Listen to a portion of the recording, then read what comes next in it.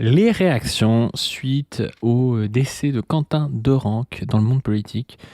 On vous l'a dit dans la première capsule, on vous a parlé des faits, on a commencé à vous parler de la méthode de Némésis aussi, de l'extrême droite pour essayer de provoquer des tensions, comment ça peut leur profiter, comment ça permet aussi au centre de tirer son épingle du jeu en disant regardez, nous on est la paix face au bruit et la fureur, que ce soit à gauche ou à droite, enfin à l'extrême gauche et l'extrême droite, ce qui s'appelle l'extrême gauche et l'extrême droite. Et justement, on va parler de tout ça parce qu'il y a les réactions de Macron, de Glucksmann, de Garrido, donc de trois centristes, et de Jean-Luc Mélenchon. Et vous allez voir que cette guerre est beaucoup plus politique que juste deux commentaires d'un fait divers, quoi. Il y a vraiment une guerre politique à ce niveau-là.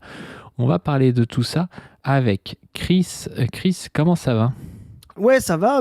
C'est intéressant, hein, ce que tu disais à l'instant, c'est que on a fait l'analyse, on va dire, des faits, enfin, ce qu'on savait, ce qu'on sait à un instant T. On voit bien déjà que, vu tous les faits, quelques jours après, on voit bien qu'il y a un événement politique, l'agenda politique de l'extrême droite, mais que cet agenda-là, il rejoint l'agenda d'autres forces du centre, c'est pas étonnant, de la droite, c'est pas étonnant, Ciotti, etc. Retailleau, qui a été un des premiers, bien avant cet événement, à mettre le cordon du barrage républicain, non plus avec le RN, mais avec l'AFI.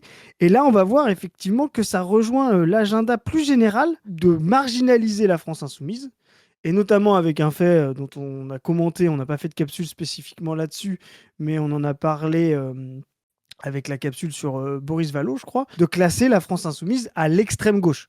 Et donc, classer la France insoumise à l'extrême gauche, c'est la considérer comme non républicaine, violente, ayant des méthodes qui vont contre les institutions, etc. C'est vraiment un ordre qui permet au centre, au pouvoir bourgeois, au bloc bourgeois, d'incarner, eux, la sûreté, l'ordre, la sécurité contre des gens qui seraient déstabilisateurs. Et bien là, exactement, dans cet agenda-là, on va voir que tout le monde essaye de rejoindre ça. Macron, on va voir l'extrait le premier, mais ensuite toute l'autre partie de la gauche qui va justement dire bah oui, il y a un problème avec la France insoumise, et donc nous, on va incarner cette seule et unique vraie gauche. Donc cet agenda-là, nous, on n'est pas surpris, hein, pas du, parce que on le sait que c'est ce qu'on avait annoncé, le 2002 à l'envers. On avait dit que ça ferait partie De la prophétie du Saint-Graphique, hein, de la pour ceux prof... qui n'ont pas Ouais. suivi, ouais, que Mélenchon arriverait au second tour comme Le Pen en 2002, c'est-à-dire en étant surdiabolisé et en ayant presque un vote un peu caché de gens qui, tellement il y a de diabolisation, ne disent pas forcément dans les sondages qu'ils vont voter Mélenchon, donc avec peut-être un Mélenchon à 14, 14,5 dans les sondages et qui fait au final 17-18. Et comme la barre de qualification sera basse, comme en 2002, parce qu'il y a beaucoup de candidats, ce 17-18, il peut suffire à passer au second tour. Donc on avait déjà parlé de ça. Et on va pouvoir continuer à en parler aujourd'hui. Ouais. Et cette diabolisation doit effectivement être adéquate à un programme de rupture, et elle n'est pas hasardeuse, hein. S'ils sont diabolisés aujourd'hui, c'est qu'ils incarnent une forme de rupture avec la crise et le néolibéralisme et sa gestion pénurique, parce que l'AFI veut plus que le politique reprenne la main sur l'économie, sur les ressources, pour plus partager et redistribuer. Et aujourd'hui, on a une bourgeoisie qui est en crise, complètement conservatrice et réactionnaire, qui ne veut absolument plus partager, qui veut maximiser ses profits. Et donc, pour ça, il va falloir diaboliser l'AFI et son programme. Pour cela, il faut que l'AFI, c'est marrant, hein, reste dans la même position qu'elle l'est, mais en l'ajoutant, c'est-à-dire d'être très très froide, de ne pas, comment dire, céder à la pression et à la provocation. Si vous voulez voir un petit peu le dispositif pour céder à la provocation, c'était dans notre première capsule. Et en même temps, ne pas se faire intimider, garder cette radicalité dans les termes et cette radicalité dans le programme. Donc c'est vraiment ce double jambe pour que l'AFI puisse gagner, c'est ne pas céder à la provocation physique sur le terrain, garder la tête froide, être sûr de sa force, la force tranquille, j'oserais dire, pas du, voilà, être sûr de cette force de masse que nous on appelle la lame de fond. Oui, il y a effectivement une lame de fond, tout un tas de gens, même qui étaient très attachés au bloc bourgeois, même qui étaient en désertion politique, qui sont en train de porter la France insoumise parce qu'ils voient la crise, ils veulent en sortir, mais ils ne veulent pas du pacte raciste et de la violence et de la hiérarchie. Tout ça est une lame de fond. L'AFI doit être sûr de ça, ne pas céder à la pression et à la provocation de l'extrême droite dans la rue, dans les meetings, etc. menaces et de bombes installées à l'intérieur des locaux avaient été reçues par la police et que c'était la raison pour laquelle ils nous demandaient d'évacuer le siège pour pouvoir faire une vérification à l'intérieur. Depuis jeudi soir, vous avez une quinzaine de permanences parlementaires de la France Insoumise, de locaux de campagne qui ont été parfois attaqués, parfois tagués, avec parfois des vitres cassées. Vous avez des candidates et des candidats de la France Insoumise aux élections municipales qui ont vu, ça a été le cas par exemple en Seine-Saint-Denis, leur domicile personnel être tagué.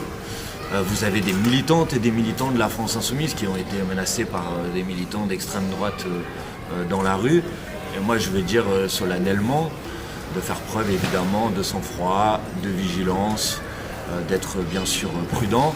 Et puis je vais dire solennellement aussi à une grande partie de la classe politique et à une grande partie de la classe médiatique qui depuis des jours et des jours relaient des accusations qui sont des accusations mensongères et infamantes à l'égard de la France Insoumise, que ces accusations elles ont des conséquences extrêmement concrètes. Donc je leur demande maintenant d'arrêter de se livrer à cette instrumentalisation absolument abjecte du drame qui a eu lieu jeudi soir à Lyon, sur lequel la France Insoumise ne porte aucune responsabilité.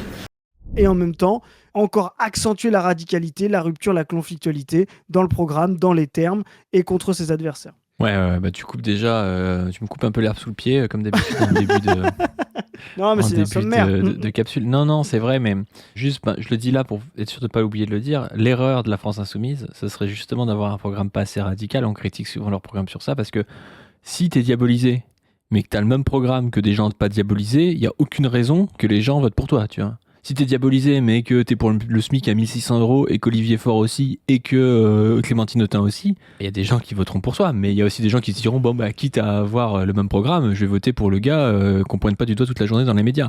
Donc ce niveau de diabolisation doit aller aussi avec un niveau de radicalité qui fait que les gens vont se dire, il est diabolisé parce qu'il va plus loin que les autres. Tu vois, il est diabolisé parce qu'en fait, il porte vraiment un projet de rupture. Et c'est ce qui s'est passé avec Jean-Marie Le Pen, alors dans le sens inverse.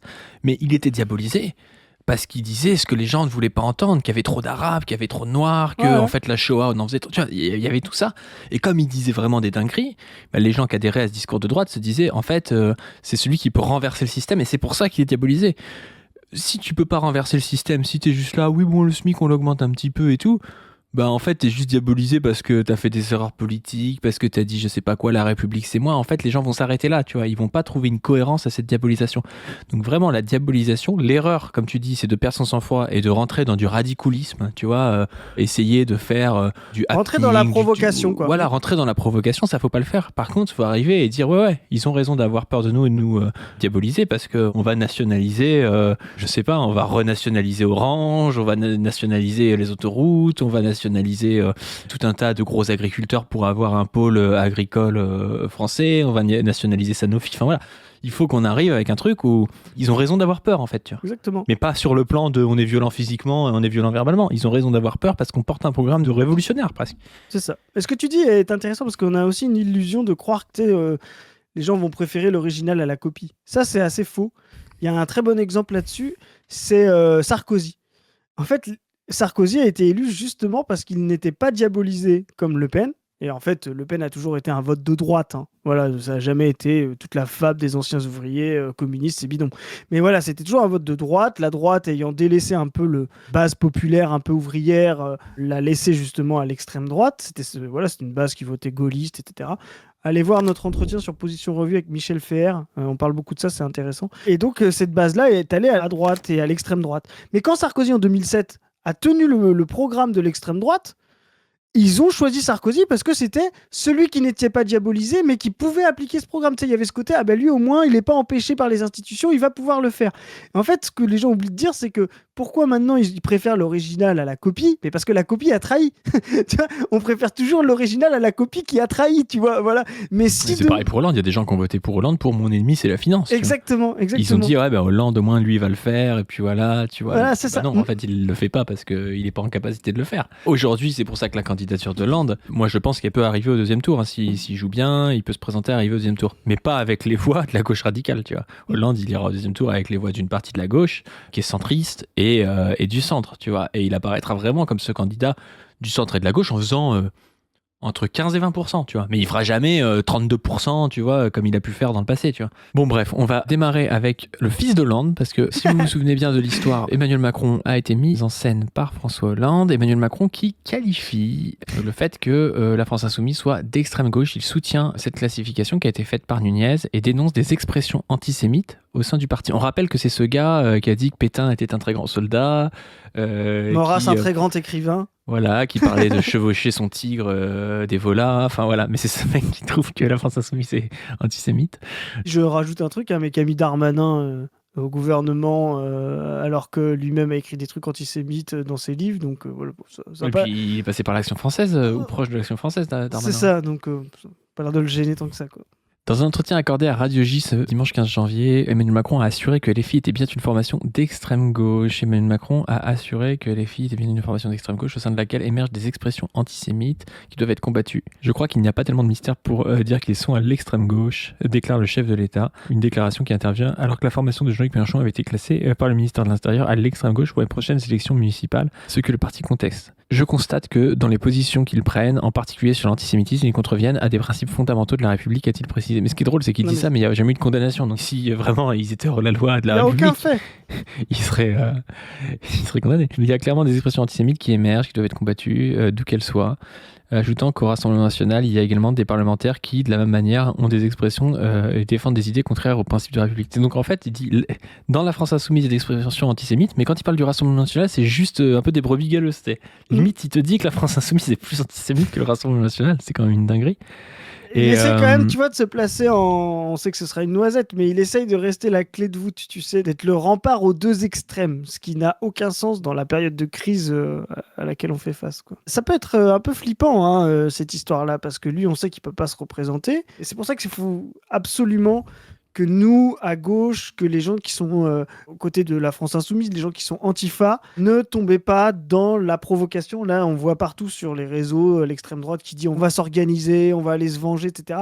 Il ne faut surtout pas tomber dans ce relais-là, parce que une stratégie de mise en tension et de violence entre, on va dire, deux blocs qui veulent s'opposer au bloc central, enfin qui veulent résoudre la crise, le bloc réactionnaire et le bloc révolutionnaire ou de rupture comme on veut, une stratégie de mise en tension de ces deux-là avec beaucoup de rixes, etc., imaginons le pire, tu vois, pourrait amener réellement un Macron à l'article 16, au plein pouvoir, à l'état d'urgence, pour dire regardez, on va préserver l'ordre, la République contre les deux bords. C'est vraiment ce qui s'est passé à la fin du 19e siècle avec quelqu'un comme Waldeck-Rousseau, ce qu'on appelait le gouvernement de défense républicaine, qui a utilisé des lois scélérates, qui a instrumentalisé des attentats anarchistes, etc., pour interdire la gauche ouvrière, interdire les mouvements ouvriers, et qui a tenu les institutions de manière ultra réactionnaire, ultra autoritaire, ultra conservatrice, au nom de la défense de la République. Donc vraiment faire baisser la tension, quoi. Surtout que Macron, il attend que ça. On se rappelle avec la guerre en Ukraine comment il avait réussi à passer au-dessus de la présidentielle, à faire comme si ça ne le concernait pas, que lui était un chef d'État. Et je pense qu'il attend que ça. Donc, dans le camp macroniste, on a ces déclarations d'Emmanuel Macron qui vont avec les déclarations de Nunez. On les a pas récupérées là, mais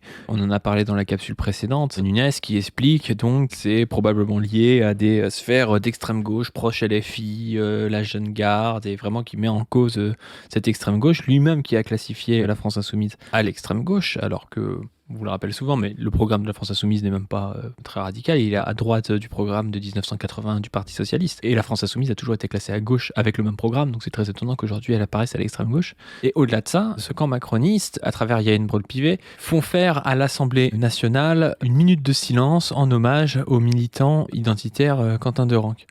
Et ça, c'est incroyable, non pas que... moi, je m'en fous, n'importe quelle mort pourrait y avoir un hommage ou quoi que ce soit, mais il y a des morts tous les jours de violences conjugales, il y a des morts de l'extrême droite, il y a des morts de froid dans la rue. Il y a eu la même semaine un décès d'un militant kanak dans les prisons françaises. Le gars avait 30 ou 31 ans, il est mort et ils ont mis de mort naturelle. Je veux bien, mais c'est quand même un peu étonnant, tu vois, mort naturelle à 30-31 ans dans les prisons, quand t'es emprisonné à 10 000 km de chez toi, tu vois, c'est quand même étonnant. Je trouve. Naturellement étonnant. Je dis pas que c'est impossible. Mais non, mais t'as des morts, des crues en ce moment, t'as des énormes crues parce que on n'est pas équipé face au dérèglement climatique, que les pouvoirs publics sont complètement paniqués face à la montée de l'eau En ce moment, il y a eu une automobiliste qui est morte, j'ai vu, il y en aura peut-être d'autres malheureusement. Enfin, personne n'a fait d'hommage national ou de minutes de silence.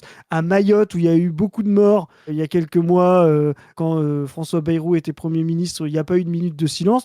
Donc vraiment, là, c'est ce qu'on a dit dans la première capsule, un agenda politique de l'extrême centre et de Yael Braun-Pivet, le relais premier du conservatisme autoritaire macronien, quoi. Mais c'est là où c'est fou parce que, quand même, je le répète, je l'ai dit dans la capsule d'avant, l'Action française a dit que Némésis avait été la cause, en gros, de la mort de Quentin, alors que c'est un groupuscule judéo-servile. C'est ce qu'ils ont dit. Et t'as Yael Braun-Pivet qui rend hommage à ce mec-là. Et il y a même la Ligue de défense juive qui a rendu hommage à ce mec-là. Et c'est là où tu vois qu'il ne faut pas s'intéresser juste aux idéologies des gens pour comprendre leurs actions, parce que si tu prends l'idéologie de la Ligue de défense juive, ça n'a aucun sens pour eux de défendre des antisémites. Mais en fait, ils ont un camp politique avec un bloc social, quoi, de gens qui sont pour la conservation, pour la réaction.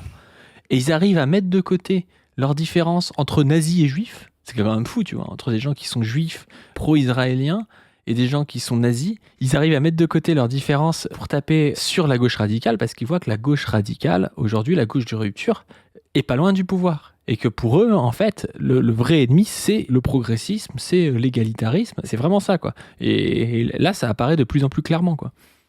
C'est intéressant ce que tu dis parce que ça permet aussi d'être un petit peu moins matérialiste, vulgaire, tu sais, mécaniste, quoi. C'est de bien montrer que les blocs historiques, comme dirait Gramsci, donc nous on va dire le bloc qui soutient et qui tient le pacte raciste, est une alliance d'intérêts de classe, mais aussi de vision du monde, tu sais, de manière dont on pense les choses et l'ordre humain, l'ordre des sociétés.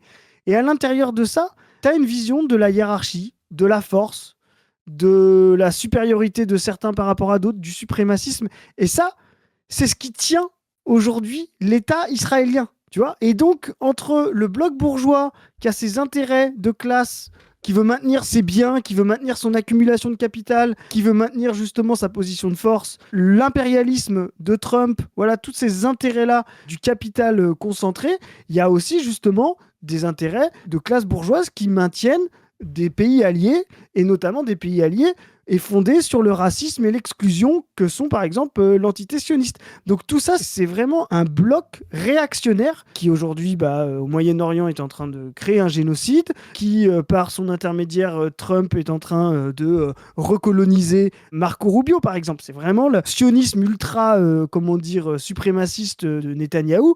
En face, on a un Marco Rubio qui est totalement allié avec cette vision du monde, qui lui est en train de prôner un néocolonialisme de l'Amérique du Sud. Je sais pas si tu l'as vu dans les rapports qui sont sortis récemment, il est en train de reparler de ça exactement. Et en fait, on comprend que la bourgeoisie en crise, et c'est pour ça aussi, nous, moi j'avais fait il y a longtemps un débat, tu te rappelles, avec Wissam, de dire, mais attendez, on doit, nous, à gauche, défendre l'idéologie progressiste, voire le libéralisme éclairé, voilà, des Lumières, parce que le jour où la bourgeoisie s'en affranchira, et là c'est ce qu'on voit, ce sera ce que disait Lukács, la destruction de la raison, ils tomberont dans la violence forcenée, suprémaciste, raciste et colonialiste, quoi. Et là on est en train de le voir avec l'alliance Netanyahou, Trump, Rubio, Machado, voilà. C'est une erreur de certains, ouais, qui, même des gens comme Michéa et tout, voilà, qui vont aller taper sur le libéralisme en disant oui mais regardez, l'impérialisme utilise parfois un vernis progressiste pour intervenir. Alors déjà, il le fait de moins en moins. Aujourd'hui, il le fait même plus, tu vois. Mais en plus, c'est pas le vernis progressiste qu'il faut attaquer, c'est le fait qu'ils interviennent, en fait, tu vois. Qu'ils interviennent en disant, ouais, c'est parce que les autres, c'est des islamistes qui volent leurs femmes, comme on a fait il y a 20 ans avec l'Irak et tout. Enfin, je dis, c'est pas la France pour le coup, tu vois, mais comme Bush le faisait avec la guerre des civilisations. Ou qu'ils interviennent au Venezuela en disant que c'est du trafic de drogue. Dans tous les cas, le problème, c'est qu'ils interviennent. C'est pas la lutte contre le trafic de drogue ou le progressisme qu'on doit attaquer, tu vois. C'est pas ça. Et la réalité, c'est qu'aujourd'hui, en plus, on voit très bien que le masque tombe, il n'y a plus d'intervention pour le droit des LGBT, tu vois. Ça n'existe quasiment plus. Ça a déjà été même totalement secondaire. Je rappelle que même en 2001 ou 2003, les premières causes d'intervention, c'était pour la sécurité des États-Unis et la sécurité, ce que ils appelaient le monde libre après le 11 septembre. Je veux dire, la caution des droits des femmes, etc., était largement secondaire. Elle a même été plutôt seconde, dans le sens chronologique, c'était pour rester là-bas. Tu vois, c'était plutôt pour rester là-bas. Et là, il faut lire un petit peu finement le livre de Sarah Faris, Au nom des femmes, qui justement explique que c'est pas tant ces droits des femmes qui va servir de cause La cause, elle est souvent, on a parlé, tu sais, de sécurité mondiale, les fameuses armes de destruction massive, etc.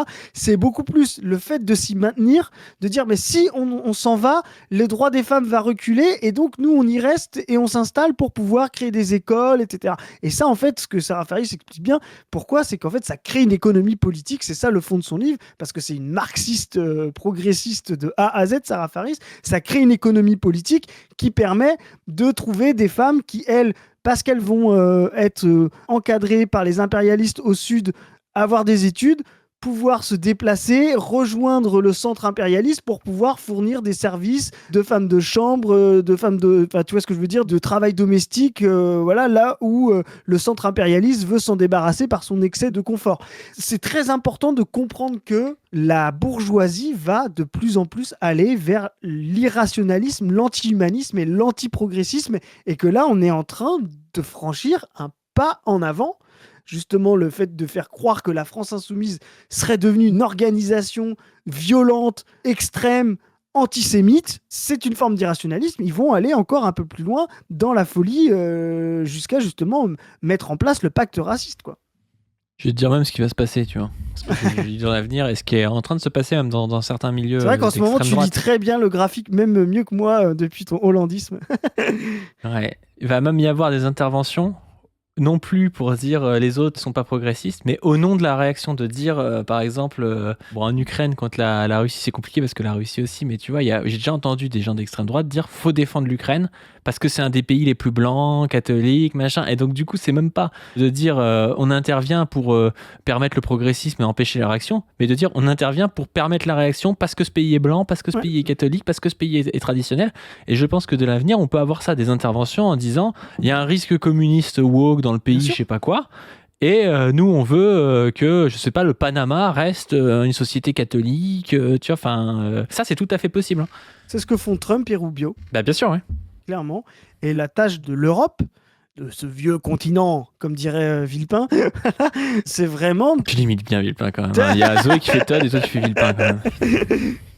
Vous avez parfaitement raison. Vraiment, la tâche là, ça va être de proposer justement une nouvelle voie progressiste face à cette réaction absolue de la bourgeoisie, cet rabougrissement de la bourgeoisie sur son capital et en balançant toutes ces soi-disant idées humanistes libérales qui va sombrer dans le racialisme et le suprémacisme comme elle est en train de le faire avec Trump. Il faut proposer une autre voie. Cette autre voie, elle a un fer de lance en Europe, il n'y en a pas d'autre aussi importante, c'est la France insoumise. Donc effectivement, elles vont essayer de la faire tomber, ils vont essayer de la diaboliser. Ça ne peut pas ne pas arriver. La question, c'est comment on va y réagir et comment on va garder de la tête froide face à ça. Ouais, et puis ils passent à la vitesse supérieure. Là, ils sont pas loin des municipales, pas loin des présidentielles. C'est possible aussi, tu sais, parce qu'il y a les sondages. Les sondages, c'est fait pour les badauds. C'est pour leur faire croire que c'est impossible, que la gauche de rupture passe et tout. Mais si ça se trouve, eux, ils ont aussi des informations hautes. On sait que les renseignements généraux, notamment, parfois, ils disent, voilà, il y a un risque que tel candidat passe. Tu vois, ils ont des informations qui sont un petit peu plus sûres que les sondages. Et c'est possible que Macron, notamment, connaisse, comme nous et le graphique, le risque Mélenchon, tu vois. Ouais, et qu'il soit pas là à dire, ah non, il est à 12% des sondages, mais qu'il sache que peut-être qu'il est à 17, en fait, et peut-être qu'au second tour, il peut passer, tu vois. Et c'est certain. Et je vais te dire, t'as même pas besoin d'être DRG pour ça. Il suffit juste d'avoir un quart de moitié de cerveau. Le type est à 400 000 voix du second tour. Ça se joue à rien du tout, alors que Le Pen était dans une configuration voilà, très intéressante.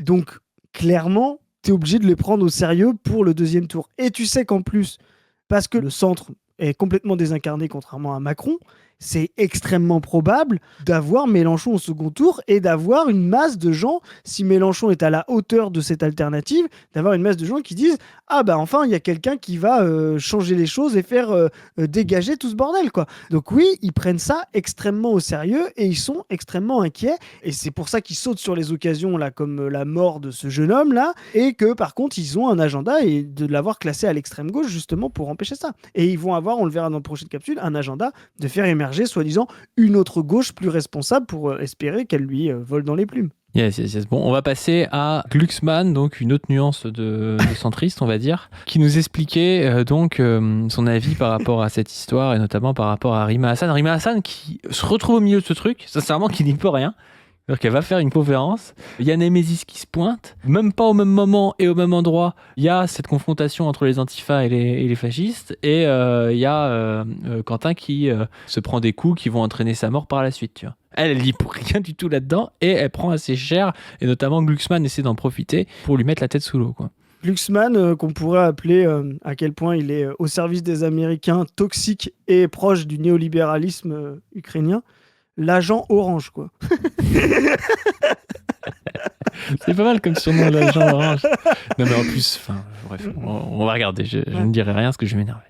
Le cas de Raphaël Arnaud, son nom est beaucoup cité depuis jeudi parce que c'est lui qui avait fondé ce collectif, la Jeune Garde, donc ces activistes de gauche Antifa à Lyon. Ce groupe est pointé du doigt par les militants qui ont été attaqués, les militants Némésis. Est-ce que ça vous choque qu'un homme comme ça, Raphaël Arnaud, soit député de la République ? Mais moi, déjà, la question me choque. Soit ils sont pointés du doigt par les flics, auquel cas on peut en parler.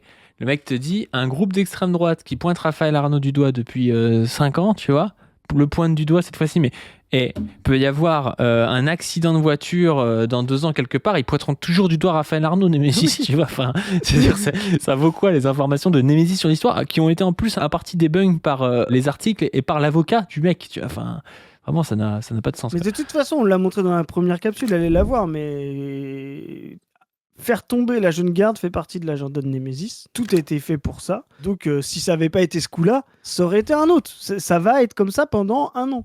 Le public aujourd'hui a été élu sous le drapeau La France Insoumise. Ça me choque. Je vous le dis, ça me choque. Ça me choque que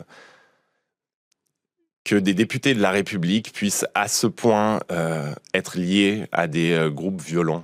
Ça me choque. Oui, ça me choque. Parce que Saakashvili, il n'était pas violent. Le mec a été conseiller d'un dictateur géorgien qui a tué des gens, qui a réprimé des manifestants, qui a viré des fonctionnaires par centaines de milliers. C'est pas violent, ça. Enfin, c'est n'importe quoi. C'est pas de la violence, ça. C'est de la politique. Tu vois, mais il y a vraiment cette disjonction-là. C'est comme quand entre une armée normale et un groupe de résistants palestiniens, c'est pas pareil pour eux. T'sais. Je l'avais déjà cité, ce très grand film, peut-être le plus grand film sous-estimé de Charlie Chaplin, Monsieur Verdoux. C'est une inspiration de l'affaire Landru, voilà. Et Monsieur Verdoux est un peu une sorte de Landru. Et pendant la guerre, voilà, il est accusé de plusieurs meurtres. Et à un moment, il fait ce réquisitoire justement à la fin où il montre que on sort de la guerre et pendant la guerre, qui est une forme de continuité de la politique, si on lit Clausewitz, on sort de justement des milliers de morts, etc. Et Verdoux dit, si vous tuez 2 personnes, vous êtes un salaud, et si vous en tuez 10 000, vous êtes un héros. Voilà. C'est vraiment cette notion-là, le pouvoir, la force, l'hégémonie est capable de faire passer justement des meurtres de masse, de la violence de masse, comme une politique sérieuse au service des plus faibles, alors que quand il y a un fait divers, ça, ils vont qualifier ça comme l'ultra-violence. C'est la force du discours des puissants, quoi. Choque que Rima Hassan puisse être députée européenne et répandre le fiel. Ça me choque. Je vais vous dire, ça me choque. Après, c'est le résultat des votes. Donc, il y a des élections.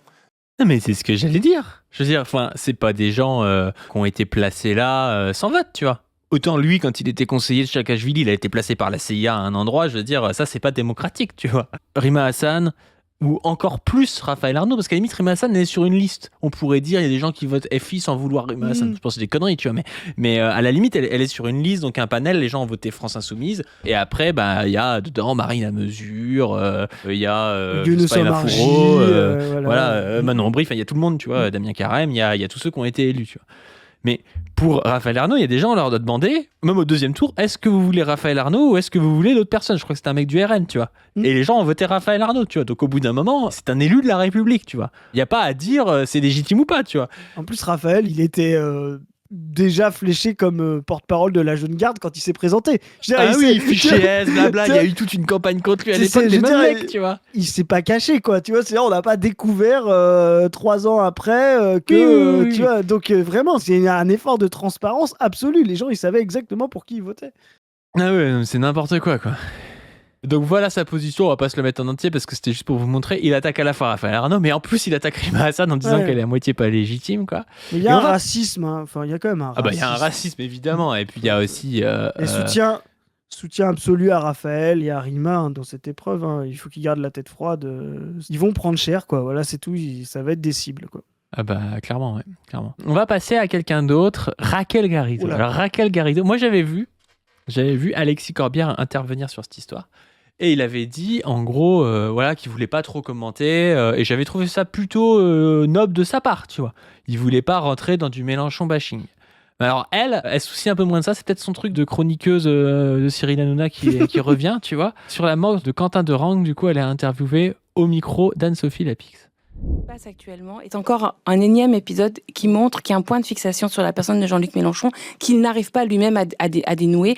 Et le veut-il seulement ? Le veut-il seulement ? Je ne sais pas. Donc effectivement, pour sauver en fait la France insoumise, pour sauver même l'idée d'une gauche unie, il y a peut-être besoin que certaines personnes se mettent un peu de côté. Vous pouvez faire une place, c'est ça. Mais c'est n'importe quoi, mec, ça me rend fou. Ça fait plus de 10 ans qu'elle dit ça. Mais elle était déjà comme ça au PG. Voilà. Pour sauver le mouvement, Jean-Luc, faudrait qu'il se mette en retraite, etc. Mais c'est pour sa gueule à elle. Tu vois, c'est là, elle le faisait de l'intérieur avant. Quel rapport avec Jean-Luc ? Attends, déjà, ça n'a pas de rapport avec Rima, mais à la limite, c'était devant la conférence de Rio. À quel rapport avec Jean-Luc Mélenchon dans cette histoire, tu vois ? Mais non, mais là, c'est des gens, je te dis, qui essayent de tirer leur marron du feu en tuant la France insoumise. Alors, je suis même pas sûr qu'il était au courant de la conférence de Rima, hein, Jean-Luc Mélenchon, tu vois. Il a autre chose à faire, tu vois. Il est dans sa pré-campagne présidentielle et il enchaîne les meetings pour les municipales. Il va sûrement se déclarer après. Donc vraiment, il en a rien à foutre. Et c'est pas qu'il méprise Rima, au contraire. Hein, ça aurait été une conférence de Manon Aubry ou quoi qu'est-ce, il s'en foutrait aussi. C'est pas son urgence, c'est tout. Mais là, tu vois, ils essayent de tuer l'AFI. Alors, il y a des gens qui essayent de tuer l'AFI, l'extrême droite en premier, pour pouvoir apparaître comme, je sais pas, le post-macronisme. Et là, on a la gauche qui essaye de tuer l'AFI dans l'autre sens. Ce qui est assez intéressant, c'est qu'on a vu aussi des gens qu'on estime entre deux. On a vu une Aurore Lalucq, par exemple, dire qu'elle était pour dire que non, le trait d'égalité, il n'y en aurait pas entre le RN et l'AFI, qu'elle voterait pour l'AFI. On a vu Thierry Breton faire ça. Aurore Lalucq, pour ceux qui ne savent pas, c'est la numéro 2 de Place Publique. Et je peux te dire qu'elle a dit ça, mais je suis pas sûr que ça a été vu en bureau avec Place Publique. Ça m'étonnerait que ce soit une recommandation de Raphaël Glucksmann de dire qu'il votera FI contre le RN. Il sera obligé de le faire, hein, mais au moins d'appeler à le faire. Je suis pas sûr que lui, il le fera personnellement. Il dira, à titre personnel, je vote RN, mais votez FI. Truc de ouf. Non, si Aurore Lalucq disparaît dans les prochains jours, vous saurez pourquoi. Mais on a vu Thierry Breton, on a vu aussi un Michel-Édouard Leclerc défendre devant Darius Rochebin Jean-Luc Mélenchon. C'est assez intéressant parce que là, c'est nous ce qu'on dit depuis le début, la moïsation. Cette situation pousse tout le monde à trancher. Voilà. Il n'y a plus de solution. Soit vous croyez à Macron, voilà, soit il va falloir vous positionner. Ça va être, est-ce que vous êtes du côté de l'extrême droite, voilà, du RN, et voilà, et dites, voilà, le barrage CFI, et vous êtes cynique comme les Garrido, les Glucksmann en disant que c'est eux le problème, venir sur les plateaux. Tu te rends compte de venir sur les plateaux télé ou radio, alors que l'AFI est attaquée de toutes parts comme un mouvement d'extrême gauche radical qui aurait tué quelqu'un par association, etc., venir sur les plateaux pour dire ouais, il y a quand même peut-être un problème avec Rima Hassan et Mélenchon, tu vois, vraiment le niveau. C'est la folie, ouais. Tu vois, je veux dire, une trahison, ouais. Tu vois, moi je veux dire, on a eu beaucoup de problèmes avec eux, mais on a vu Nathalie Arthaud, Anas Kazib soutenir l'AFI face à justement cette instrumentalisation qu'il y avait. Merci à eux, tu vois, nous on a fait aussi mais moi j'ai pas de problème avec les trottes quand ils parlent pas de politique internationale, hein. en général, quand ils parlent du reste, ça va, hein. C'est ça. Non, tu vois, on avait une tribune dans le même esprit à Position Revue. Bon. Tu sais, t'as toujours des potes comme ça que t'aimes bien, mais quand t'invites quelqu'un d'autre, il devient chiant, on sait pas trop pourquoi, parce qu'en fait il veut faire le mec et tout. Bah, les trottes, c'est ça, dès qu'il y a la CIA dans le jeu, ça devient insupportable, tu vois. Mais sans la CIA, ils sont cool. Tu sais, il faut pas lui servir un troisième verre et faut pas lui parler de l'Amérique du Sud, quoi. Et donc, tu vois. mais non, mais on rigole un peu, mais force à eux. Tu sais, son portable sonne, tu vois Marco Rubio sur le. C'est quoi ça ? Non, c'est un ami. Marco R. Et donc. Ricky Rubio, c'est son frère en fait. Ricky Rubio, ouais. Référence. Et donc ouais, non, mais tu vois, force à eux. Il y a en plus là-dessus les trottes, ils ont le front uni, tu vois, je veux dire, en tête. Donc là-dessus c'est intéressant et c'est bien. Mais on voit que de l'autre côté, la gauche de droite là, qu'est-ce qu'il y a ? Le front uni, ça me fait penser à l'Uni, le parti et le front d'Alice Cordier, tu vois. Je la verrais bien militer à l'Uni avec son front uni. Là. L'Uni du front. Mais tu vois, et là par contre, on voit que les autres sont beaucoup plus cyniques là-dessus. Moi, je le dis, hein, c'est vraiment important de soutenir ça parce que la France insoumise, on l'a montré nous, on a été les premiers à le démontrer factuellement grâce au graphique. C'est le premier et le seul unique barrage au déferlement du fascisme en France. S'il n'y avait pas eu cette alternative, cette contre-proposition populaire, démocratique et électorale qu'est la France insoumise dans l'univers politique français, il y a de fortes chances que dès 2022, Marine Le Pen soit passée au pouvoir après Macron. C'est vraiment très très important d'avoir ça en tête. C'est pour ça qu'il faut rappeler que on ne fera l'antifascisme, on tuera l'hydre, le serpent fasciste. Là, tu sais, j'ai les images soviétiques là, de tuer le serpent, là, comme dans la propagande, la glorieuse propagande soviétique contre l'État nazi, là, de tuer le serpent que justement en reprenant le pouvoir et en reprenant les forces productives à une bourgeoisie qu'on a dit précédemment en crise et dans un irrationalisme antiprogressiste violent. Et pour ça, il faut une force de masse. Il n'y a que les masses qui empêchent le fascisme. On ne battra pas le fascisme dans la rue, on ne battra pas le fascisme à la bagarre, on ne battra pas le fascisme contre les milices. Ça ne veut pas dire qu'il ne faut pas d'autodéfense populaire, c'est très bien, il en faut. C'est un moyen de survie, c'est un moyen d'exister, mais c'est un moyen simplement de résister et ce n'est pas le moyen d'abattre l'ennemi. Voilà, c'est un premier mouvement, il en faut un autre plus large de masse. Et pour ça, le fait de faire masse, de s'organiser, de se mettre tous en mouvement, de mobiliser la classe, ça va être indispensable. Donc les gens, vraiment, ne vous rabougrissez pas. Je fais une passe décisive pour un prochain extrait, mais ne vous rabougrissez pas. Bougez-vous, n'ayez pas peur, ne soyez pas impressionnés, gardez votre sang-froid, organisez-vous et déroulez la transformation, le programme. Et juste sur Michel-Édouard Leclerc, c'est intéressant aussi parce que je ne sais pas si c'est très réfléchi de sa part, mais en fait, c'est possible que son groupe commercial soit mieux sous Mélenchon que sous le RN. C'est sûr. Tu vois. Parce que le RN, ils vont se vendre à Trump. Si ça se trouve, ils vont laisser rentrer des acteurs américains en essayant de faire du néolibéralisme à gogo, tu vois. Et ça va peut-être même pas profiter au pouvoir d'achat des Français, sûrement pas. Et donc, du coup, à de l'achat dans des grandes surfaces, tu vois. Alors que le truc du carnet de commandes, de la relance keynésienne, ça peut profiter à des acteurs comme Leclerc, tu vois. Alors moi, je pense que c'est pas forcément cool, tu vois. Je préférerais qu'on nationalise Leclerc, tu vois. Mais si on est dans un truc de néo-keynésianisme, c'est possible que Leclerc, il s'en mette plein les fouilles, hein. Bah, quand la France insoumise parle de relancer les bas salaires, etc., ou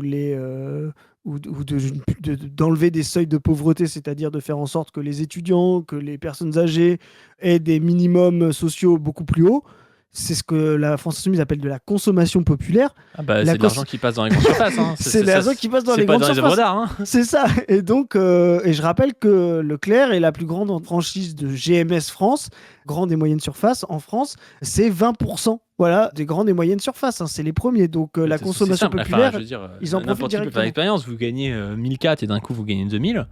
Et vous allez juste, je sais pas, acheter du magret de canard au lieu d'acheter un steak haché. En fait, c'est des trucs que vous allez acheter la plupart du temps dans un supermarché, qui vont coûter un peu plus cher. Et en fait, celui qui va se faire de la plus-value là-dessus, c'est Michel-Édouard Leclerc, tu vois. Vous n'allez pas acheter des œuvres d'art ou des trucs de folie. Alors peut-être une voiture ou quelque chose comme ça, pourquoi pas.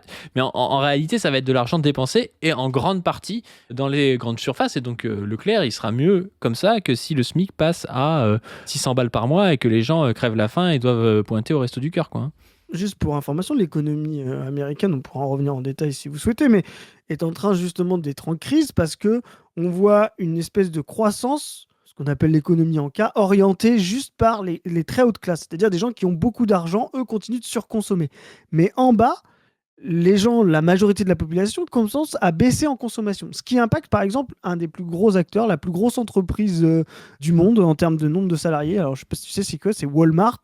Walmart, qui est une entreprise de grande distribution, le Leclerc américain, voilà, est en crise et son chiffre d'affaires baisse, justement parce que c'est d'abord des gens populaires qui doivent aller là-bas. Et comme l'économie américaine est en train d'appauvrir 80% de la population pour enrichir 20% de la population, ce qui tire la fausse croissance trumpienne et qui amène l'économie américaine à la catastrophe, eh ben c'est une vraie crise pour les entreprises de consommation populaire. Et quelqu'un qui est assez malin comme Michel-Édouard Leclerc, s'il veut éviter ça, il n'a pas intérêt de voter pour le Trumpisme que peut incarner Marine Le Pen.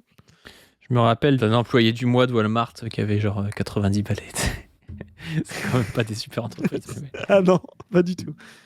Et le premier d'entre eux, c'est Jean-Luc Mélenchon. C'est ça. Parce que en fait, à chaque moment qu'on a besoin de préserver l'idée même de la respectabilité de la gauche son discours vient mettre de la friture sur la ligne pour dire les choses de façon... Alors déjà, il a pas du tout, là, il a pas du tout mis de l'huile sur le feu. Et en plus de ça, n'importe qui à 20% dans les sondages, ou dans les sondages réels, on va dire, à un an des présidentielles avec un programme de rupture, on va essayer de lui mettre des morts sur le dos comme Jean-Luc Mélenchon. C'est pas le problème de Jean-Luc Mélenchon, ça c'est vraiment n'importe quoi. Elle le sait en plus. Moi, ce qui m'énerve, c'est qu'elle le sait. En plus. Et Raquel Garrido est une traîtresse professionnelle désormais. Et donc, si demain vous l'appelez, vous êtes journaliste RTL, France Inter, tout ce que vous voulez, et que vous l'appelez, vous dites « Oui, bonjour, les crues à Angers et Saumur ont fait 3 morts.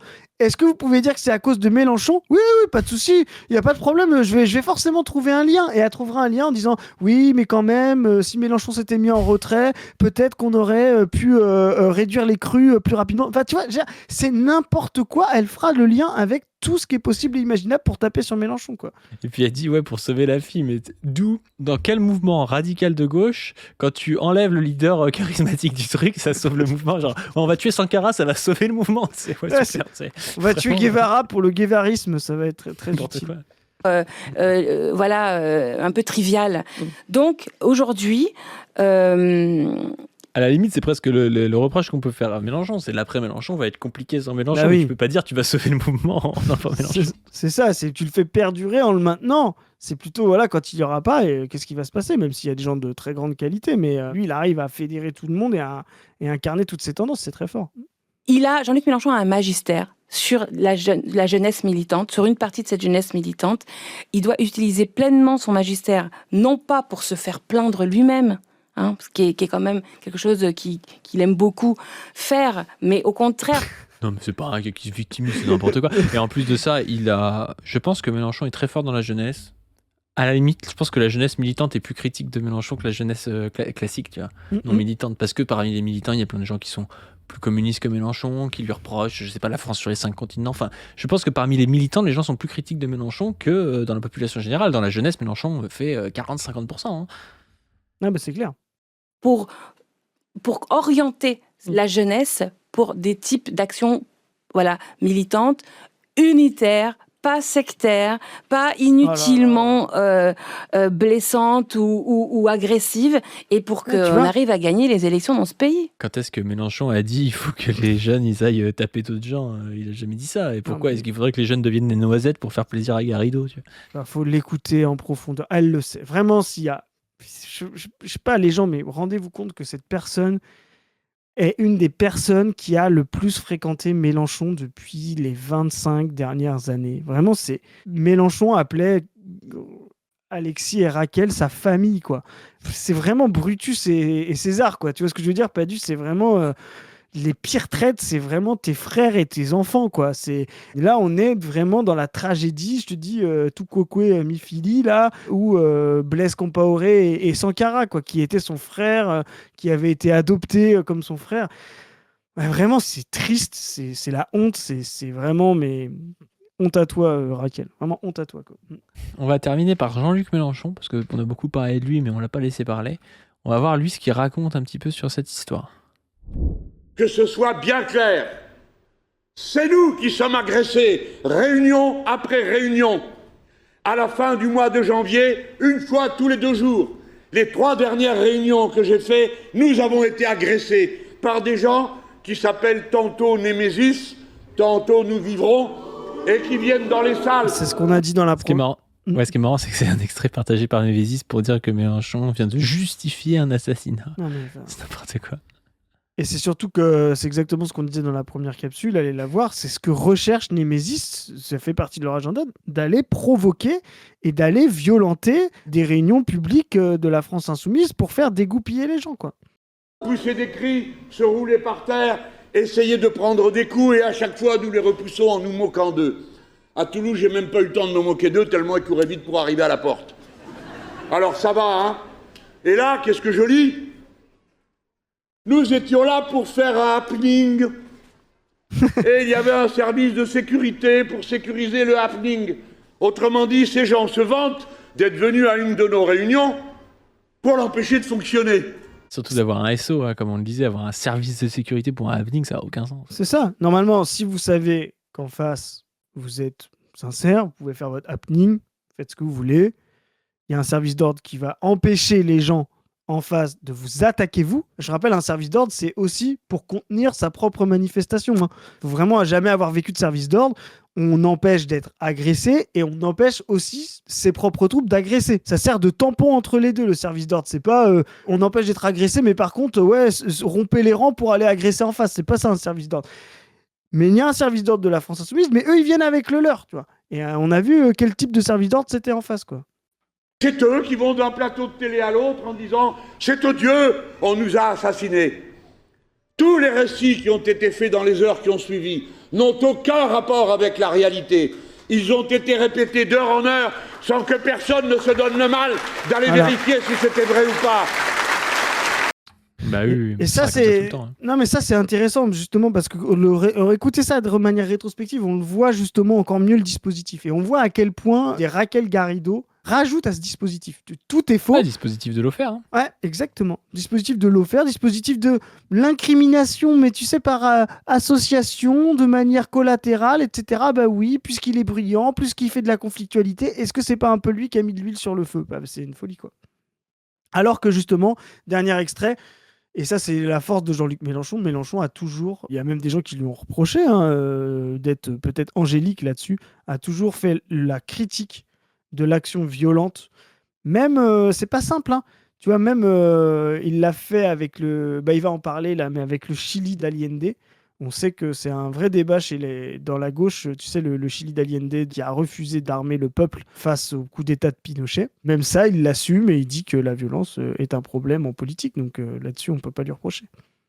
Surtout qu'il a vécu quand même des moments de l'histoire de France avec l'action directe et tout, et ça n'a rien donné. Il faut avouer que ça n'a rien donné du tout, cette histoire-là. Enfin, dans certains pays, tu vois, notamment les actions, je sais pas, par exemple du FPLP, tu sais, les actions où ils prenaient des avions, ça avait plus de sens, on va dire, dans le sens où c'était des actions à un moment donné où il n'y avait pas de possibilité de faire autrement, il n'y avait pas de possibilité d'élection, de vote, de choses comme ça. Tu vois, dans un pays comme la France, ça n'a aucun sens. Enfin, à part te retrouver à devoir justifier un truc injustifiable auprès de la plupart des gens qui vont pas comprendre pourquoi tu fais le lien entre une dimension politique et puis un acte individuel où tu vas aller tuer un gars. Enfin, ça fait pas sens, tu vois.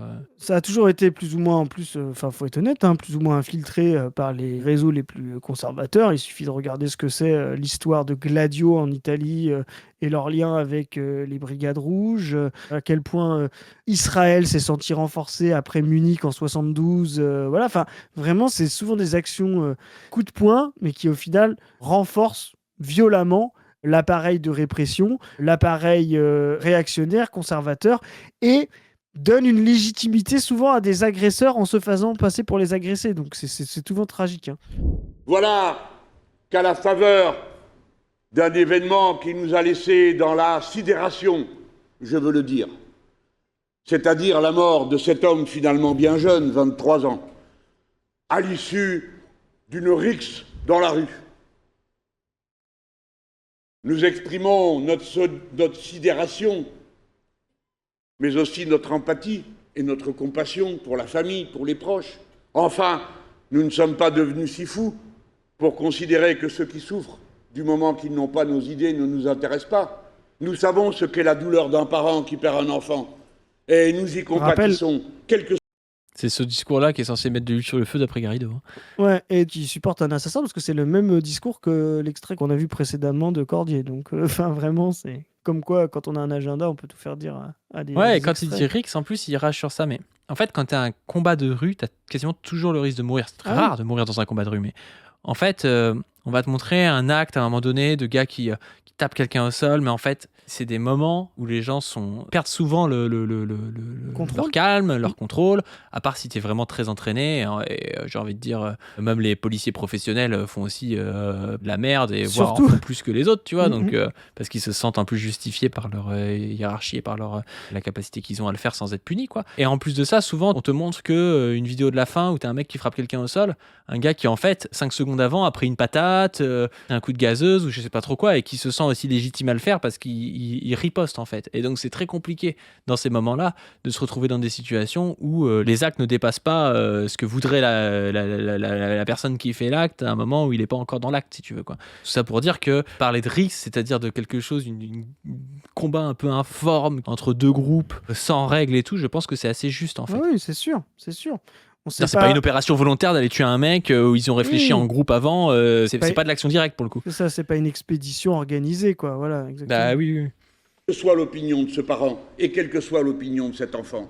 Car celui qui est perdu, pour ma part, j'aurais bien aimé le convaincre du contraire de ce à quoi il croyait. Et je ne perds jamais l'espérance de convaincre Pierre, Paul ou Jacques que c'est nous qui avons raison. Dès lors, la mort n'a rien à faire dans nos pratiques et dans nos rangs.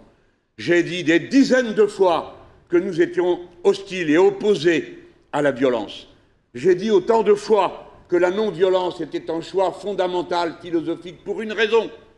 C'est que la violence rabougrit nos mouvements.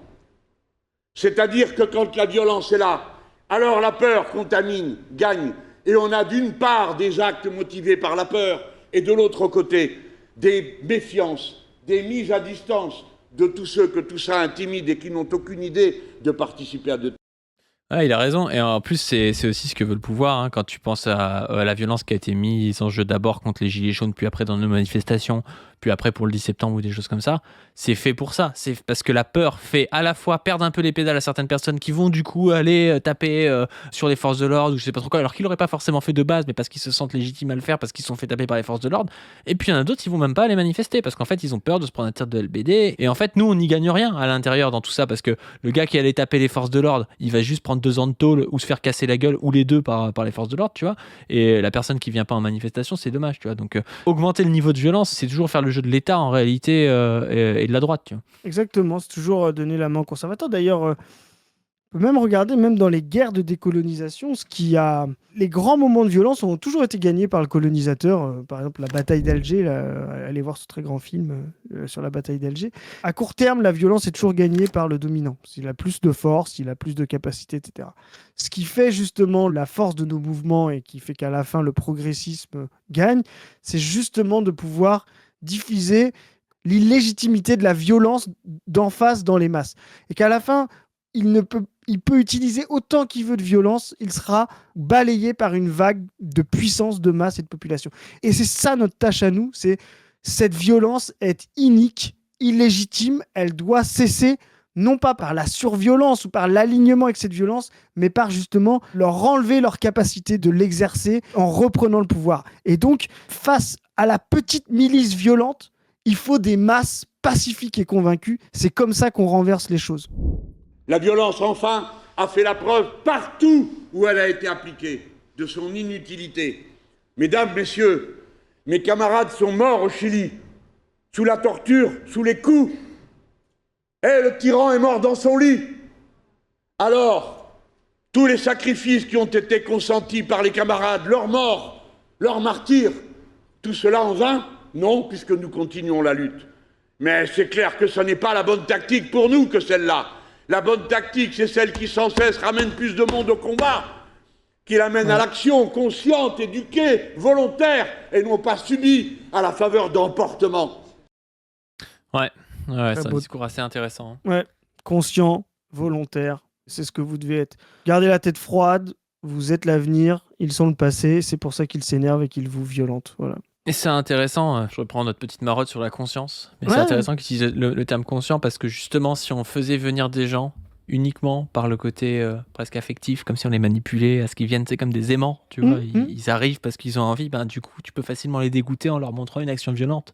Et du coup, qu'ils arrêtent d'aimer, tu vois, parce que si c'est juste de l'ordre de l'affect et d'aimer, tu aimes, tu deviens dégoûté sans forcément trop de raison. Alors que si tu es conscient de l'histoire politique, des grandes dynamiques, ce qu'essaie d'inculquer aussi Mélenchon dans les masses, tu vois, tu comprends ce qui se passe, tu comprends que ce qui est en train de se passer, en fait, ça a déjà été fait dans l'histoire, tu vois, d'essayer de monter en épingle un truc en inversant l'agresseur et l'agressé et en essayant de faire croire que l'extrême gauche, c'est des terroristes violents, c'est quelque chose qui est au final assez banal, tu vois. Et tu comprends que le combat il continue, malgré tout ce qu'on peut dire, tout ce qu'on peut entendre, et tout ce qu'on peut aussi te montrer, parfois de vidéos qui vont être tronquées, de choses où on va essayer de te faire douter. Et c'est pour ça aussi qu'il ne faut pas surréagir directement avec juste des récits d'extrême droite, des extraits tronqués où tu vois un mec porter un coup, mais en fait il en a pris que 2 avant. Enfin voilà, c'est facile de faire passer des gens pour des gens violents quand ils sont dans des luttes comme ça, des luttes assez concrètes et assez courageuses au final, tu vois. C'est assez facile d'inverser les choses.